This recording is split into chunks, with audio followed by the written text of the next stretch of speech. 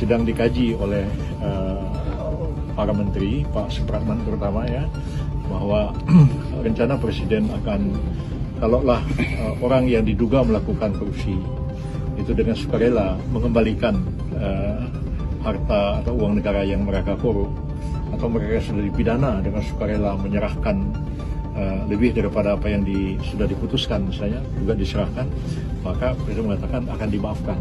Amnesti koruptor oleh Prabowo, menyelamatkan aset negara atau menggadaikan keadilan? Presiden Prabowo Subianto merencanakan pemberian amnesti bagi narapidana tertentu, termasuk mereka yang terjerat kasus korupsi dan narkotika. Kebijakan ini menuai berbagai reaksi dari publik, namun Menteri Koordinator Bidang Hukum, HAM, Imigrasi, dan Pemasyarakatan, Yusril Iza Mahendra, memberikan klarifikasi terkait rencana tersebut. Sebagian besar untuk kasus narkotika. Menurut Yusril, sebagian besar penerima amnesti yang direncanakan oleh Presiden Prabowo merupakan narapidana kasus narkotika. Namun, ia tidak merinci lebih jauh mengenai identitas atau jumlah pasti penerima amnesti tersebut. Ketika ditanya lebih lanjut, Yusril menyarankan agar hal ini dikonfirmasi kepada Menteri Hukum dan HAM, Supratman. Yang lain-lain mungkin tanya Pak Supratman yang lebih tahu, ucap Yusril saat ditemui di kantor Kementerian Koordinator Bidang Hukum, HAM, Imigrasi, dan Pemasyarakatan, Jakarta Selatan, Jumat, 20 Desember 2024. Amnesti untuk koruptor, cuma beberapa ribu. Selain narapidana narkotika, rencana ini juga mencakup narapidana kasus korupsi. Yusril menekankan bahwa jumlah penerima amnesti dari kalangan koruptor relatif kecil. Tapi yang korupsi itu nggak banyak, itu cuma beberapa ribu lah, ujarnya. Yusril menjelaskan bahwa pemberian amnesti kepada koruptor yang mengembalikan uang hasil korupsi tidak melanggar undang-undang. Meski Undang-Undang Tindak Pidana Korupsi, UU Tipikor, menyatakan bahwa pengembalian kerugian negara tidak menghapuskan sifat pidana dari perbuatan korupsi, Yusril menyoroti adanya dasar hukum yang lebih tinggi, yakni UUD 1945. Hak konstitusional Presiden. Dalam penjelasannya, Yusril menekankan bahwa Presiden memiliki hak konstitusional untuk memberikan grasi, amnesti, abolisi, dan rehabilitasi. Hal ini tertuang dalam UUD 1945, yang memberikan Presiden wewenang memberikan pengampunan dengan mempertimbangkan pendapat Mahkamah Agung dan persetujuan DPR. Amnesti dan abolisi itu bisa diberikan terhadap tindak pidana apapun, jelas Yusril. Dengan demikian, jika Presiden Prabowo memutuskan memberikan amnesti kepada koruptor, baik yang masih dalam proses peradilan maupun yang sudah divonis, maka perkara mereka dapat dianggap selesai. Kesempatan bertobat bagi koruptor. Rencana pemberian amnesti ini sejalan dengan pernyataan Presiden Prabowo sebelumnya. Dalam pidatonya di Universitas Al-Azhar, Kairo, Mesir, pada 18 Desember 2024, Prabowo menyatakan bahwa ia memberikan kesempatan kepada para koruptor untuk bertobat. Ia mengatakan akan memaafkan mereka yang mengembalikan uang hasil korupsi.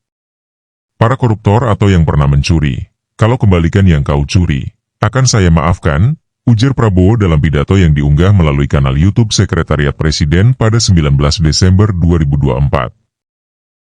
Pro dan kontra di masyarakat. Rencana ini memicu perdebatan di tengah masyarakat. Sebagian pihak menilai langkah ini dapat mempercepat pemulihan kerugian negara, namun sebagian lainnya menganggapnya sebagai ancaman terhadap prinsip penegakan hukum. Mereka yang mendukung kebijakan ini berpendapat bahwa pengembalian dana korupsi bisa menjadi solusi pragmatis untuk menutup defisit anggaran atau membiayai program pembangunan. Di sisi lain, para pengkritik menilai amnesti berisiko melemahkan efek jera bagi pelaku korupsi. Menyelamatkan aset negara atau membebaskan koruptor?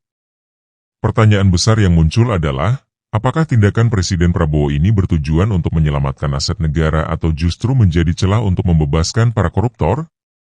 Pendukung kebijakan ini berargumen bahwa amnesti dapat menjadi langkah strategis untuk mengembalikan aset negara yang telah dicuri. Dalam situasi di mana proses hukum membutuhkan waktu lama dan biaya besar, pendekatan ini dianggap lebih efisien untuk memulihkan kerugian negara.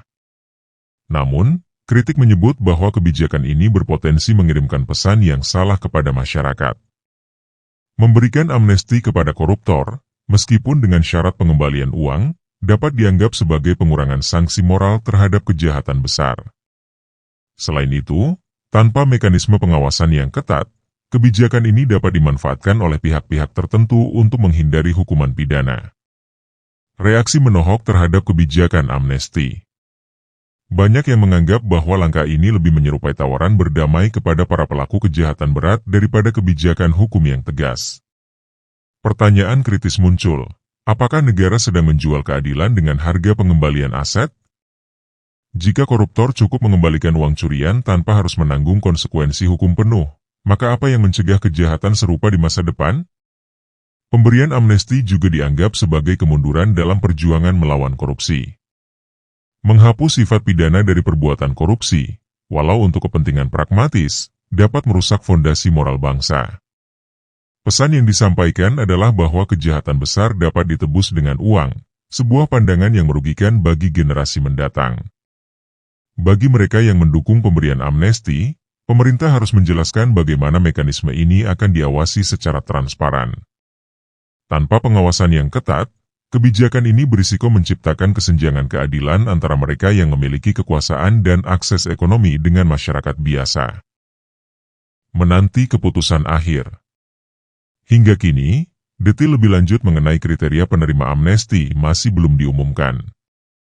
Yusril memastikan bahwa keputusan final akan mempertimbangkan masukan dari berbagai pihak, termasuk DPR dan Mahkamah Agung.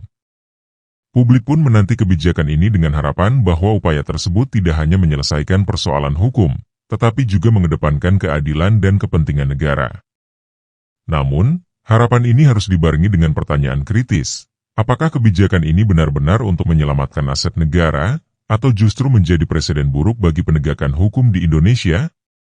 Pemerintahan Prabowo harus membuktikan bahwa langkah ini bukan sekadar retorika politik, tetapi solusi ada nyata yang adil profesor-profesor dan yang pinter-pinter transparan. kok nggak setuju. Like, Heran komen, saya. share, dan subscribe Profesor agar pinter channel atau ini bodoh, saya semakin nggak tahu. besar. Ditulis oleh Widodo Sihotan.